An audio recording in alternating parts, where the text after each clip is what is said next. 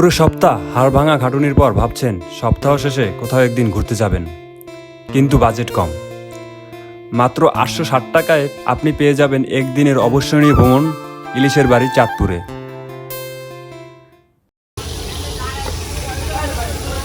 ভোরবেলা ঢাকা সদরঘাট থেকে লঞ্চে শুরু হবে আপনার যাত্রা। নদীর বুকে মেঘ আর রোদের খেলা, শান্ত বাতাস আর চায়ের কাপ হাতে জলের গল্পে এই রোমাঞ্চ শুরুতেই আপনার মন করে নিবে। নদীপথে সুন্দর দৃশ্য দেখতে দেখতে হারিয়ে যাবেন অজানা স্মৃতিতে। মাত্র কয়েক ঘন্টায় পৌঁছে যাবেন পদ্মা, মেঘনা আর ডাকাতিয়া এই 3 নদীর মিলনস্থলে চাঁদপুরে। ইলিশের ঘ্রাণ, নদীর পার আর শহরের প্রাণ,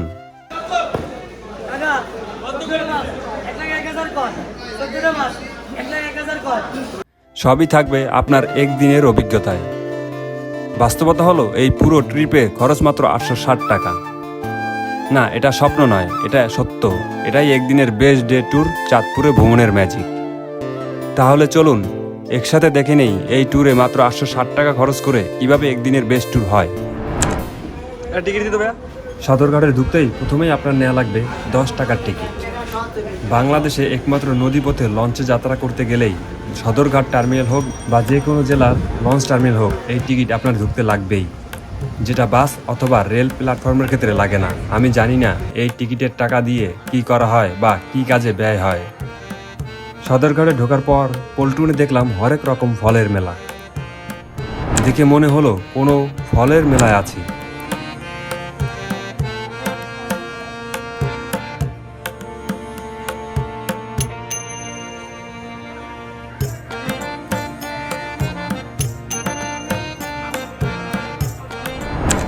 সকাল থেকেই ছিল ব্যস্ত এই সদরঘাটে বৃষ্টির আনাগোনা। তারপরও উঠে পড়লাম লঞ্চে।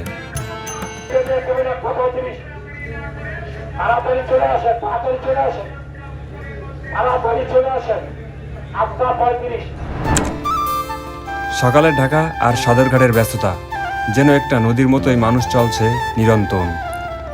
টিকিট হাতে, ব্যাগ কাঁধে, কোথাও একটা তৃষ্ণা নিজেকে হারিয়ে ফেলার এবং খুঁজে পাওয়ারও।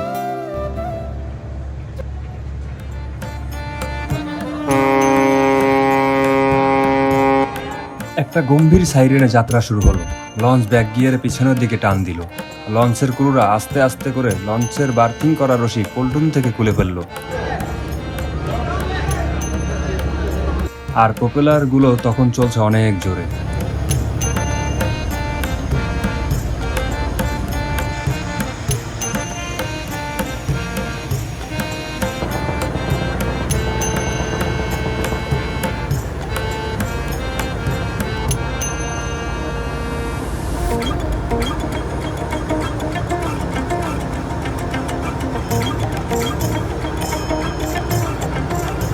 সদরঘাট থেকে লঞ্চ ছাড়ার পর দুই পাশে আপনি দেখতে পারবেন দানবী আকারের বিশাল বিশাল লঞ্চ।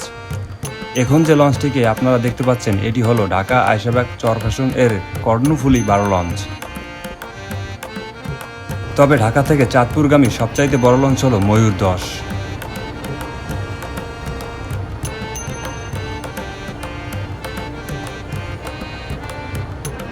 আস্তে আস্তে পিছনে পড়ে যাচ্ছে ঢাকা শহরের কোলাহল। সামনে অপেক্ষা করছে অজানা এক গল্প। নদী বয়ে চলে আর তার বুকের উপর দিয়ে ভেসে চলেছি আমিও। তবে দিনের বেলায় নদীপথে ভ্রমণ করার মজাটাই আলাদা। ওই দূরে দেখুন কিভাবে ঝুম বৃষ্টি নেমেছে। তারপরও আমরা চলেছি নদীর বুক চিরে চাঁদপুরের উদ্দেশ্যে। বর্ষাকাল হওয়ার কারণে বুড়িগঙ্গা নদীর পানি এখন পুরোটাই পরিষ্কার। তবে শীতকালীন সময়ে বুড়িগঙ্গা নদীর পানি একেবারেই দুর্গন্ধযুক্ত, নোংরা ও পচা থাকে।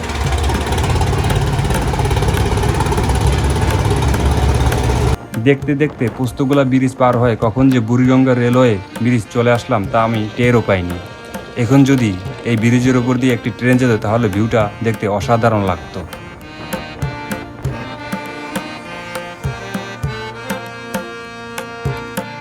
তো চলুন বন্ধুরা, এখন একটু লঞ্চটাকে ঘুরে দেখি। আমি ঢাকা সদরঘাট থেকে চাঁদপুরের উদ্দেশ্যে বগদদিয়া 7 লঞ্চে উঠে পড়ি, যেটা ঢাকা সদরঘাট থেকে ছাড়ে 8টা 35 মিনিটে আর চাঁদপুর থেকে ছাড়ে বিকাল 5টায়।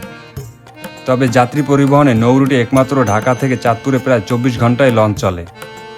বগদাদিয়া 7 লঞ্চটি বেশ সুন্দর। এই লঞ্চটি নিচতলা ডেক চেয়ার বিশিষ্ট,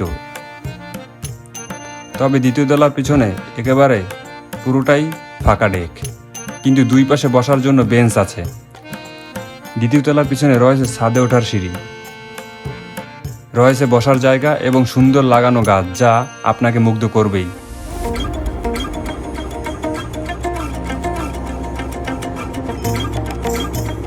এবং যাত্রীদের জন্য নামাজের জন্য আছে মসজিদ।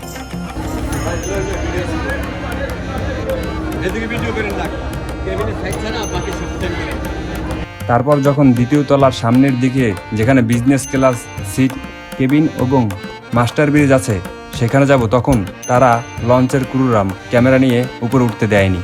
তারা বলে কেবিনের পাশে ভিডিও করা নিষেধ, বলে সুপারভাইজারের কাছ থেকে অনুমতি নিয়ে আসেন, তাহলে ভিডিও করতে দেবো। তারপর যখন সুপারভাইজারের কাছে যাই, তখন তিনি পারমিশন দিল না। তিনি বলল এতে কেবিনের যাত্রীদের সমস্যা হয়, এমনকি লঞ্চের ইঞ্জিন রুমের ভিডিও করতে তারা দিল না। তো যাই হোক বন্ধুরা, এই লঞ্চটি কিন্তু সমস্তটাই সিসি ক্যামেরা দিয়ে ভর্তি, অর্থাৎ আপনার পর্যবেক্ষণ লঞ্চ কর্তৃপক্ষ সবসময় লক্ষ্য রাখে। আর আমি আমার ডিসক্রিপশনে টোটাল ভাড়ার তালিকা এবং কিছু গুরুত্বপূর্ণ তথ্য দিয়ে দেব। তবে বগদাদিয়া 7 লঞ্চটি আসলেই সুন্দর এবং দ্বিতীয় তলার সামনের দিকে আছে মনোরম পরিবেশে বসার জায়গা, যেখানে বসে আপনি নদীপথের দুর্দান্ত ভিউগুলো দেখে আপনার মন জুড়িয়ে যাবে। এরপর মুন্সিগঞ্জ ব্রিজ পার করে মুন্সিগঞ্জ নৌ পরিবহন ঘাটে চলে আসলাম, যেখানে এই লঞ্চটি 10 মিনিটের মতো দাঁড়িয়েছিল।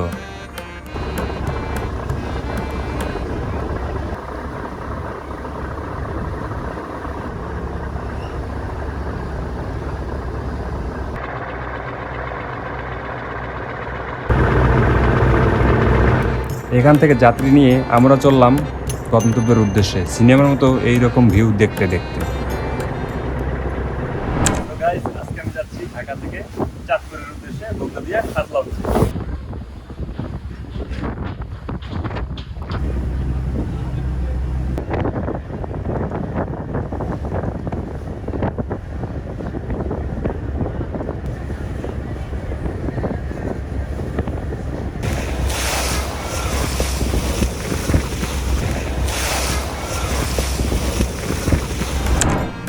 নদীর জলে প্রতিফলিত হচ্ছে আকাশ। লঞ্চে আছে নানা বয়সের যাত্রী, কেউ পরিবারের সাথে, কেউ একা, কেউ জীবনে এক মাইল ফলক পেরিয়ে চলেছে, কেউ বসে লুডুর বোর্ডে ঘিরে হাসি ঠাট্টায় মেতে উঠেছে, আবার কেউ যাত্রাপথে শান্ত সময়টুকু কাজে লাগিয়ে চোখে ঘুম ডেকে এনেছে, আর কেউ অপলক দৃষ্টিতে তাকিয়ে আছে নদীর দিকে, যেন সেই অনন্ত জলরাশিতেই হারিয়ে যেতে চায়। তবে যে কোনো নৌরুটে যাত্রাপথে লঞ্চের খাবারের আলাদা বিশেষত্ব আছে। ঘুরে দেখলাম লঞ্চের পিছনে রান্নাঘর এবং ক্যান্টিন। তবে আমি এই খাবারটা আজ নতুন ট্রাই করলাম, এটার নামও আমি জানি না। তারপর এক কাপ কফি খেলাম আর বসে নদীর দিকে চেয়ে রইলাম আচ্ছন্ন এক মায়ায়। তারপর গেলাম লঞ্চের সামনে। তবে আমরা বাঙালিরা যেটা করতে আমাদের নিষেধ করা হয়, আমরা সেটাই বেশি করে করি। এই যেমন এখানে লেখা এখানে বসা নিষেধ, তারপরও সবাই এখানে উঠে বসে আছে। আর এই লোকটা তো নিষেধ লেখার উপর উঠেই বসে আছে। কাণ্ডটা দেখছেন এদের, এখান থেকে কোনো রকম পানিতে পড়ে গেলেই একেবারে কেল্লা ফতে। আর এই যে মোটা মোটা সাপের মতো দেখছেন, এইগুলো কিন্তু লঞ্চ ঘাটে বাঁধার দড়ি। এইটা হচ্ছে লাইফ বয়া, যেটা পানিতে যাত্রীদের ভাসিয়ে রাখতে সাহায্য করে। মাস্টার ব্রিজের কাছে এসে দেখলাম লঞ্চের মাস্টার সাহেব এক মনে তাকিয়ে কি যেন দেখছে। তবে যখন মাস্টার ব্রিজের সামনে আসি তখন ভিউটা ছিল জোশ, একেবারে সিনেমার মতো। লঞ্চের পতাকা উঠছে পতপত করে, আর দূর থেকে দেখা যাচ্ছে চাঁদপুর লঞ্চ ঘাট। ঘাটের কাছে আসতেই হকাররা হুমড়ি খেয়ে পড়ল লঞ্চের উপর।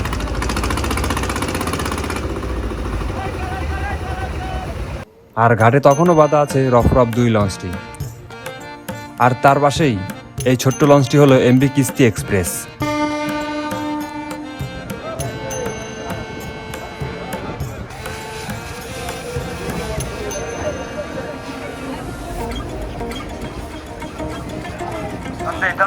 মাত্র 3 ঘন্টা 20 মিনিটেই পৌঁছে গেলাম চাঁদপুর ইলিশের বাড়িতে।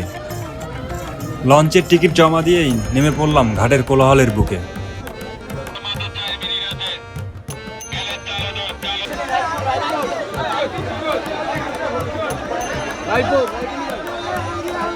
চাঁদপুর লঞ্চঘাটে নেমে কোলাহল পেরিয়ে সোজা 20 টাকা রিক্সা ভাড়া করে চলে গেলাম চাঁদপুর বড় স্টেশন রোডে বা চাঁদপুর রেল স্টেশনে। আর বন্ধুরা, এখন আমি দাঁড়িয়ে আছি চাঁদপুর রেল স্টেশনে। চাঁদপুর মাছ বাজারের নির্দিষ্ট কোনো একক নাম নেই, এটি সাধারণভাবে চাঁদপুর মাছ বাজার বা চাঁদপুর মাছঘাট নামেই পরিচিত। এটি চাঁদপুর শহরের একটি গুরুত্বপূর্ণ স্থান, যেখানে প্রতিদিন প্রচুর পরিমাণে মাছ বেচা কেনা হয়। হরেক রকম মাছ কেনা বেচা হলেও বিশেষ করে ইলিশ মাছের জন্য বিখ্যাত।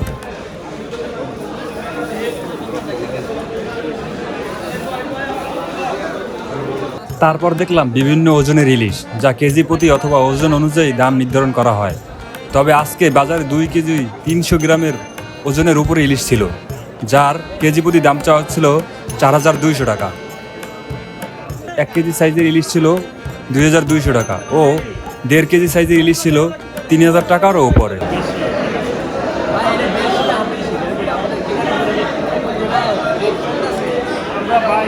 এই জায়গায় এইটা কেজি কত বা ওইটা কেজি কত?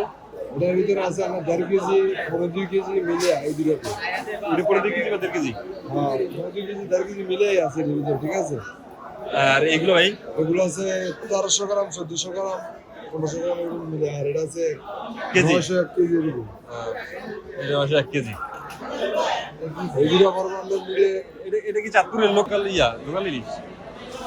সোনালী কালার এটা তো মাথা আলাদা। অরিজিনাল ইলিশ পদ্মা, মেঘনা বা সমুদ্রের চেনার কিছু আসল কৌশল আছে। বাজারে অনেক সময় ভোলা, চাঁদনা, কাপ্তাই মাছ বা চাঁদপাই ইলিশের মতো করে বিক্রি হয়। তাই কিছু সহজ দিক দেখে আসল ইলিশ চিনতে পারবেন আপনারা। যেমন, আসল ইলিশের গা রূপালী রঙের হয়, ঝকঝকে সিলভার কালার, মাথার দিকে হালকা সোনালী কালার, মাথা তুলনামূলক ছোট, দেহ পাতলা ও লম্বাটে এবং ঘাড় মোটা হয়, লেজের কাছ থেকে শরীর চিকন হয়ে যায়, গায়ের স্কেল অথবা খোলস খুব পাতলা, হালকা চাপ দিলেই খুলে যায়, হাত দিলে ঝকঝকে ও মসৃণ লাগে, পেটের অংশ পাতলা হয় ও খুব নরম, চেপে ধরলে সহজেই ফেটে যেতে পারে। আসল ইলিশে একটা আলাদা মিষ্টি এবং ঝাঁঝালো কিন্তু মন মাতানো গন্ধ থাকে। নকল বা অন্য মাছের মধ্যে এই গন্ধ পাওয়া যায় না। ইলিশের পাশে 5-6টি কালো দাগ থাকে, যেগুলো লাইন ধরে সাজানো। আসল ইলিশ কেটে দেখলে পাতলা তেলের আস্তরণ দেখা যায়। রান্নার সময় ইলিশের তেল আলাদা করে বের হয় এবং সেই তেলেই বিশেষ স্বাদ আসে। অরিজিনাল ইলিশের কাটা খুব সূক্ষ্ম ও জটিলভাবে থাকে, স্বাদে তেল তেলে, ঝাঁঝালো ও নরম। অন্য মাছ নকল হলেও সেই স্বাদ আনতে পারে না। তারপর দেখলাম ইলিশ মাছের নিলামে বিক্রি অথবা ডাকে বিক্রি।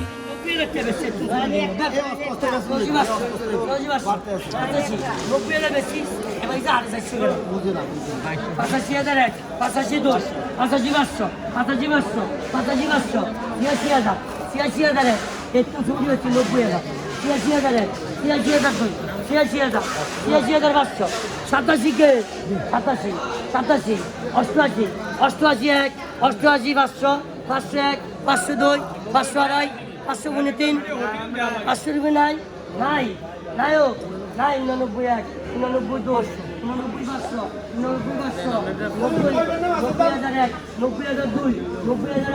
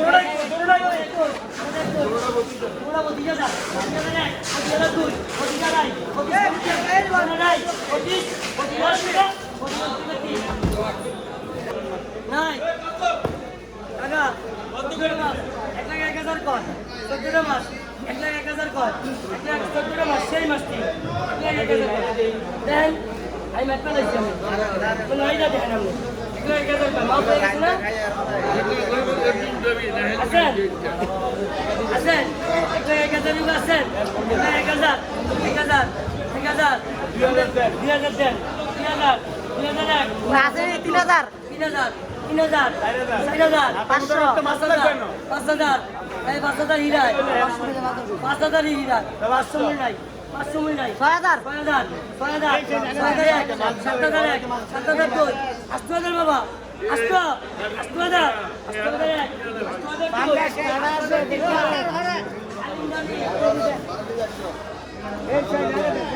তবে ইলিশের বাড়ি চাঁদপুর আসছি আর ইলিশ খাবো না তা কি করে হয়। তো বন্ধুরা, অনেক তো ইলিশ মাছ দেখলাম, এবার চলুন ইলিশ মাছ খাওয়া যাক। কোনটা ভালো হবে, কোন পিস ভালো হবে?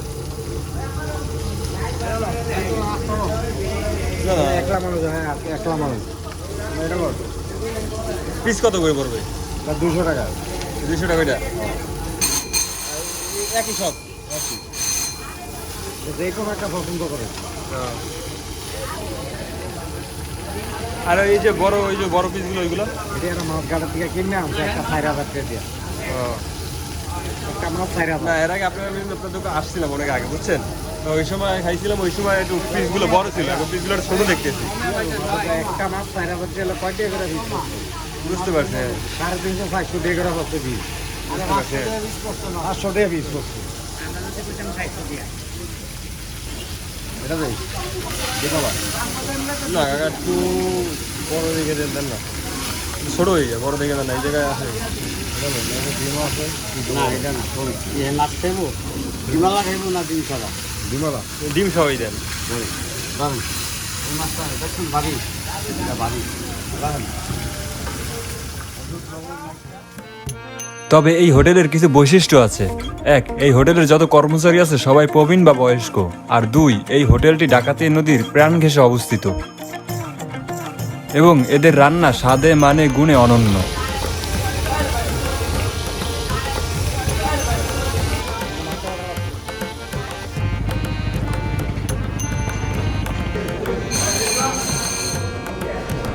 ভাত 20 টাকা প্লেট, বেগুন ভাজি ও ভর্তা 30 টাকা, আর 1 পিস ইলিশ মাছ ভাজা 200 টাকা।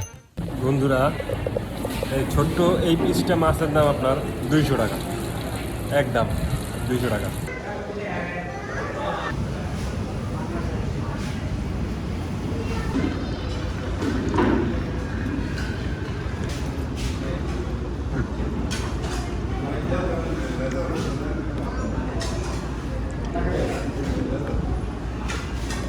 তো বন্ধুরা, খাওয়া দাওয়া শেষ, এখন যাচ্ছি আপনার 3 নদীর মোহনার দিকে।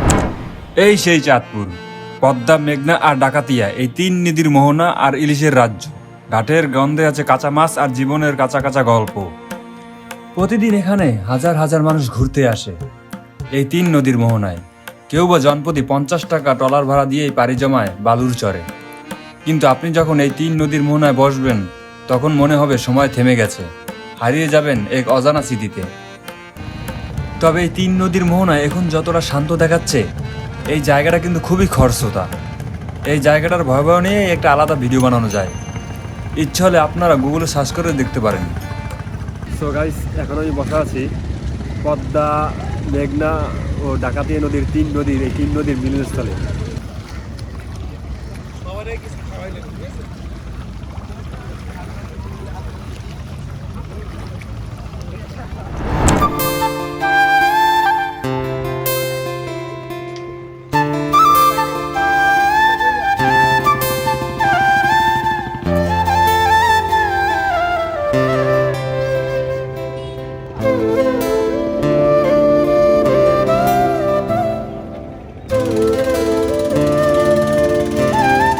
চাঁদপুরের নদীর পাড় শান্ত, নির্জন, অথচ খুব জীবন্ত।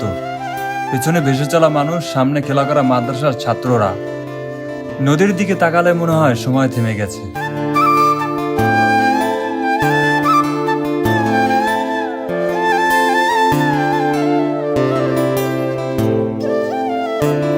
এই 3 নদীর মোহনা অথবা বড় স্টেশন ছাড়াও আপনারা ঘুরতে পারেন হজরত শাহরাস্তির মাজার, লোহাগড়া মঠ, অঙ্গীকার ভাস্কর্য, হাজীগঞ্জ ঐতিহাসিক বড় মসজিদ ও রূপসা জমিদার বাড়ি।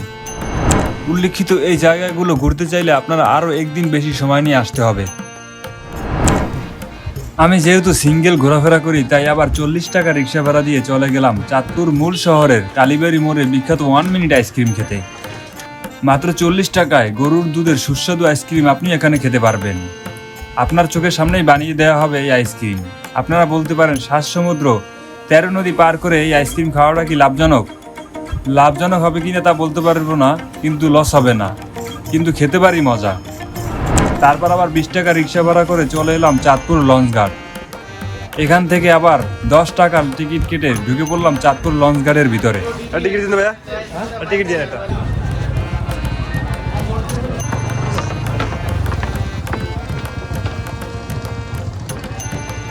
ঘাটে তখনও বাধা আছে ইমাম হাসান 5 লঞ্চ, বগদাদিয়া 7 আর সোনারতরী 2 লঞ্চ। যেহেতু লঞ্চে করে নদীপথে যাওয়ার সময় সূর্যাস্ত দেখবো, তাই বিকাল 3:30 এই সোনারতরী লঞ্চে উঠে পড়লাম। আর উঠতেই এই লঞ্চটি ছেড়ে দিল।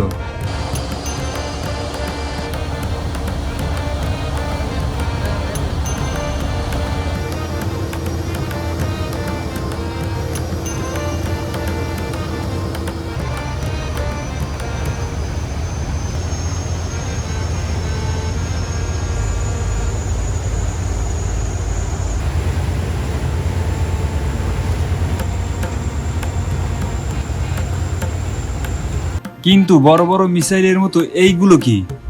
লঞ্চে ওঠার আগেও এইগুলো দেখলাম। বন্ধুরা, আপনারা যদি এইগুলোর নাম জানেন বা এইগুলোর কাজ কি, তা অবশ্যই কমেন্ট করে জানাবেন।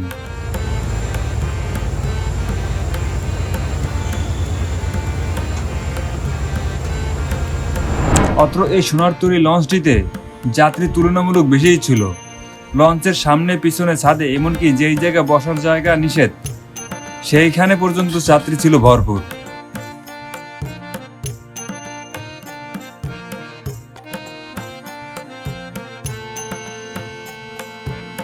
বন্ধুরা, আর এখন আপনারা দেখতে পাচ্ছেন ঢাকা চাঁদপুরের সবচাইতে বড় লঞ্চ ময়ূর 10, যেটা দুপুর 1:30 বাজে ঢাকা থেকে ছেড়ে আসে।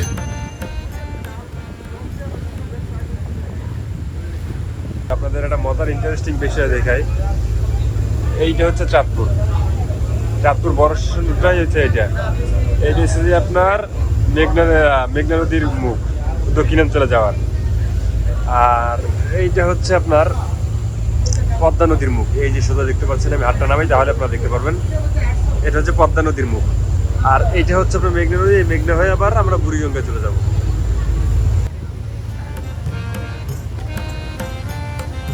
নদী আমাদের জীবন, নদীকে বাঁচান।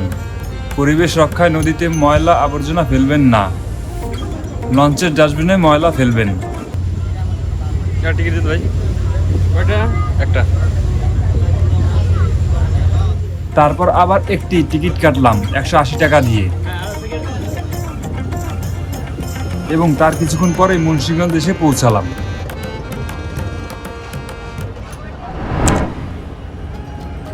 কিন্তু এই ট্রিপে সুন্দর এই সোনালী সূর্য কিংবা গোধূলি এই রংধনু এই বৃষ্টির দিনে একেবারেই আশা করিনি। তবে সূর্যাস্তের সময় বুড়িগঙ্গা রেলওয়ে সেতুর উপর থেকে ট্রেনের এই ভিউটা সেই লেগেছে। তবে শুকরিয়া করি মহান রব্বুল আলামিন আল্লাহর কাছে, যিনি এত সুন্দর একটি বিকেল এবং এমন সুন্দর একটি ট্রিপ উপহার দিয়েছেন। আলহামদুলিল্লাহ। এখন আপনাদের একটু হিসাবটা দিয়ে দিই। সদরঘাটের টিকিট 20 টাকা, কফি 30 টাকা, ছোলা 20 টাকা, পানি 40 টাকা, লঞ্চ টিকিট ভাড়া 180 টাকা, 360 টাকা, রিক্সা ভাড়া 80 টাকা, দুপুরের খাবার 270 টাকা, 1 মিনিট আইসক্রিম 40 টাকা, মোট 860 টাকা। যদি আপনারা আমার মতো সিঙ্গেল ঘুরতে যান তাহলে খরচাটা এইরকমই পড়বে, আর যদি বেশি মানুষ যান তাহলে খরচাটা এর চাইতে একটু কম পড়তে পারে। সূর্যটা ধীরে ধীরে হারিয়ে যাচ্ছে নদীর গর্ভে। একটা দিন শেষ হলো, কিন্তু মনে হলো কিছু একটা শুরু হলো আজ। এই ভ্রমণটা শুধু জায়গা বদলের নয়, এটা ভেতরের একটা চলাফেরা। এই ছিল আমার চাঁদপুর লঞ্চ ভ্রমণের গল্প।